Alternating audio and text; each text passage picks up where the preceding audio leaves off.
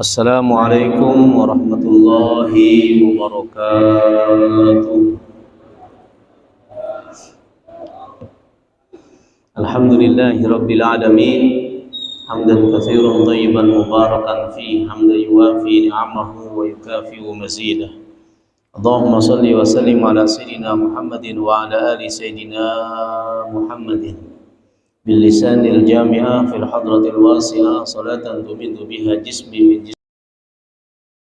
Bahwa orang yang mendawamkan wudu sebagaimana mimpinya Rasulullah, maka itu bisa membuat dia selamat dari siksa kuburnya. Tapi ulama kemudian juga mengatakan di antara orang-orang yang juga diselamatkan dari siksa kubur adalah orang yang wafat di hari Jumat atau malam Jumat. Orang-orang yang wafat di malam Jumat atau hari Jumat, maka dia diselamatkan dari siksa kuburnya. Hanya saja biasanya wafatnya seseorang itu tergantung hari lahirnya. Umumnya orang meninggal itu sesuai dengan hari lahirnya, atau maju satu hari atau mundur satu hari.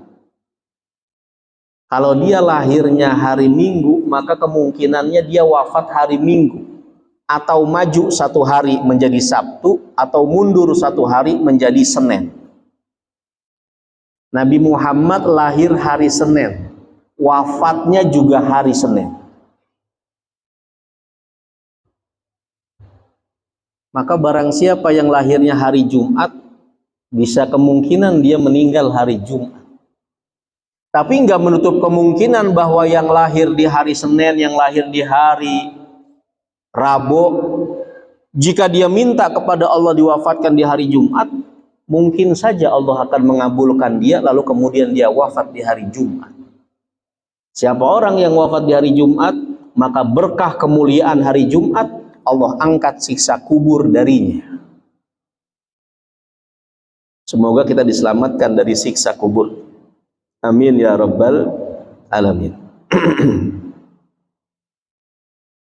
Maka aku melihat, kata Nabi, salah seorang umatku dia akan disiksa di alam kubur, tapi kemudian datang amalan wudunya menyelamatkan dia dari malaikat yang akan menyiksa dia di alam kubur.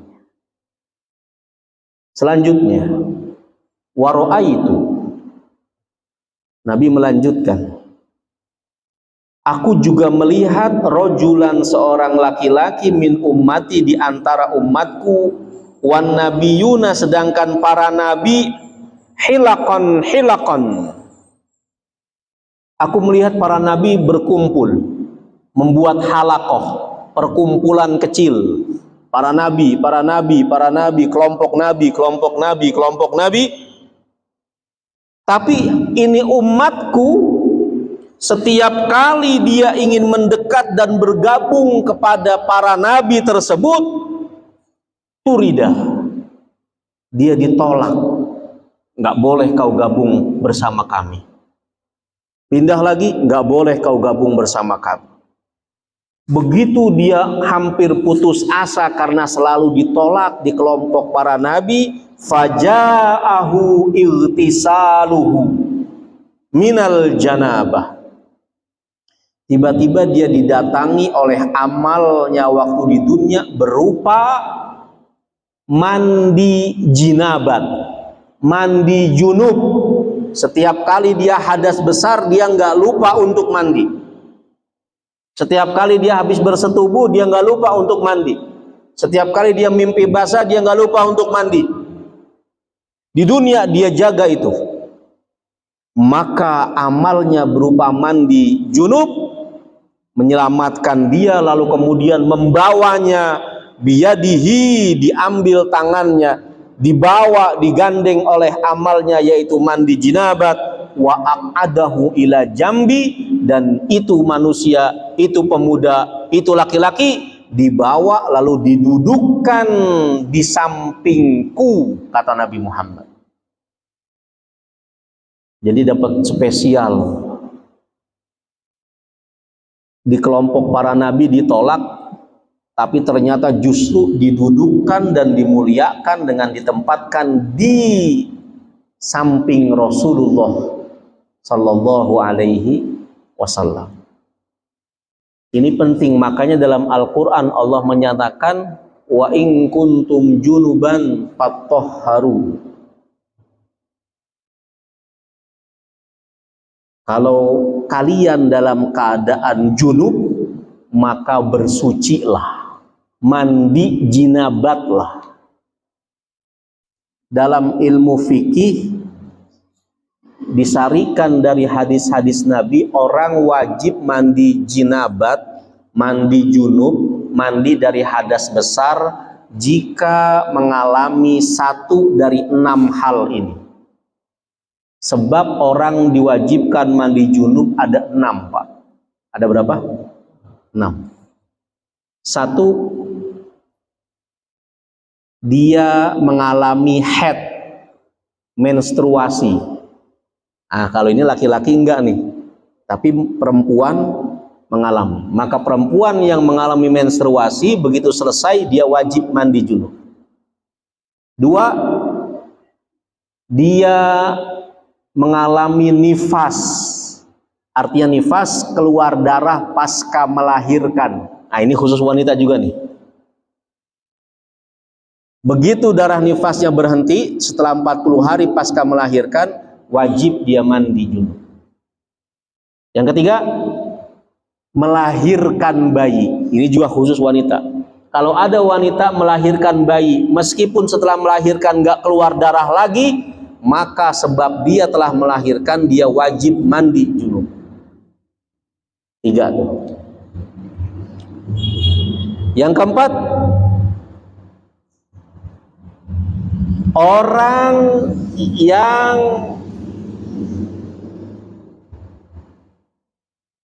laki-laki maupun perempuan, kelamin keduanya itu bertemu alias berhubungan badan. Kelamin sama kelamin bertemu. Maka bertemunya kelamin laki-laki dengan perempuan, pemilik 2 kelamin itu diwajibkan mandi junub. Baik keluar sperma ataupun nggak keluar sperma, baru masuk udah keluar loh. Karena ternyata dapat panggilan dari atasan. Akhirnya dia buru-buru. Padahal baru masuk doang. Itu mewajibkan dia mandi junub. Yang kelima, inzalul mani, keluar mani. Laki-laki maupun perempuan kalau dia mengalami keluar mani wajib mandi. Meskipun keluar maninya tanpa berhubungan suami istri. Misalnya ada orang pikiran kotor, atau dia membayangkan sesuatu yang membuat syahwatnya memuncak, akhirnya keluar mani, wajib mandi. Atau misalnya dia kecelakaan lalu tulang ekornya ini terantuk atau kemudian terjatuh lalu kemudian menyebabkan keluar cairan mani, wajib mandi.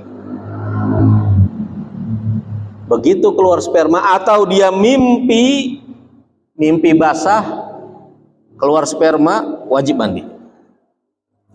Itu yang kelima. Yang keenam, orang diwajibkan mandi baik laki-laki maupun perempuan, yaitu ketika dia mati.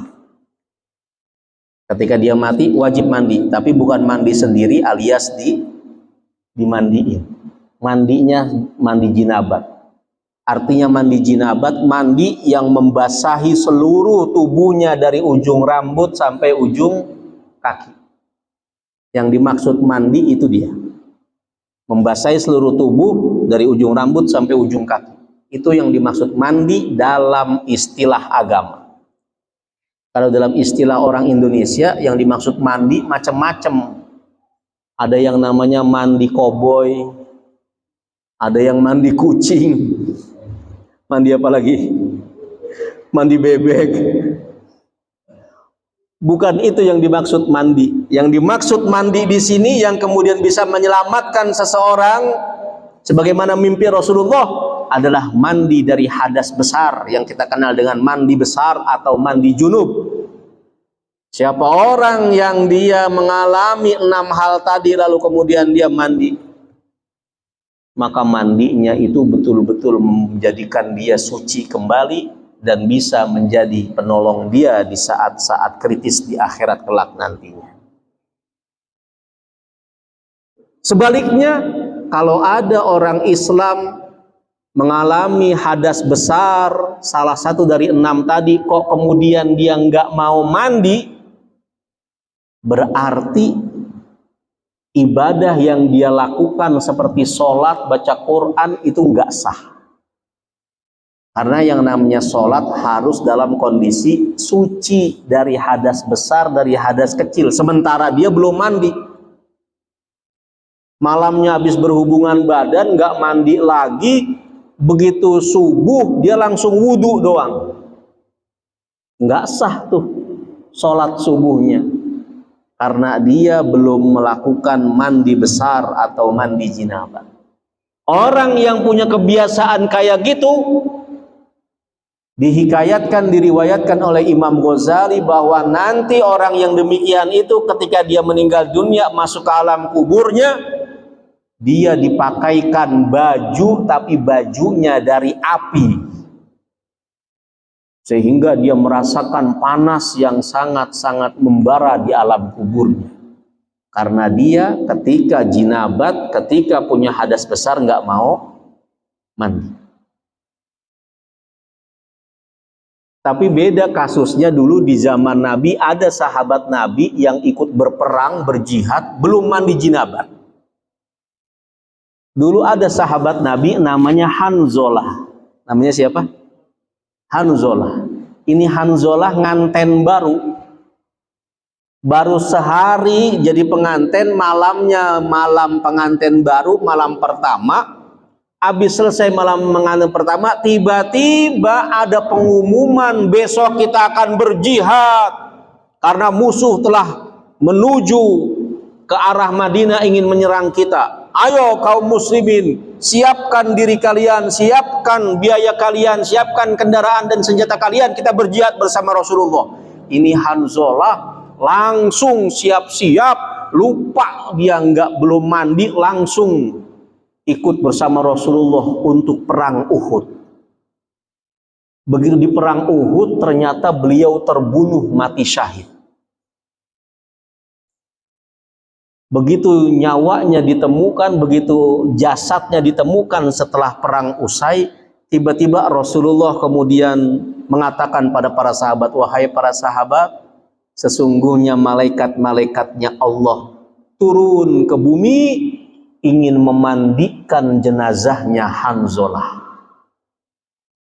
Langsung yang mandiin para malaikatnya Allah.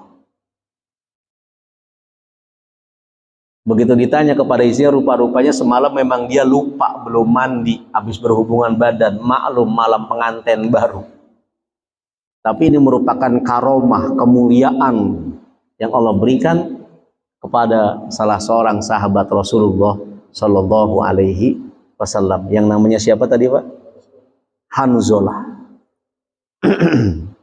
Nah kalau itu pengecualian, kalau itu yang mandiin langsung siapa? Langsung malaikat. Tapi jangan kita tiru yang begini ini.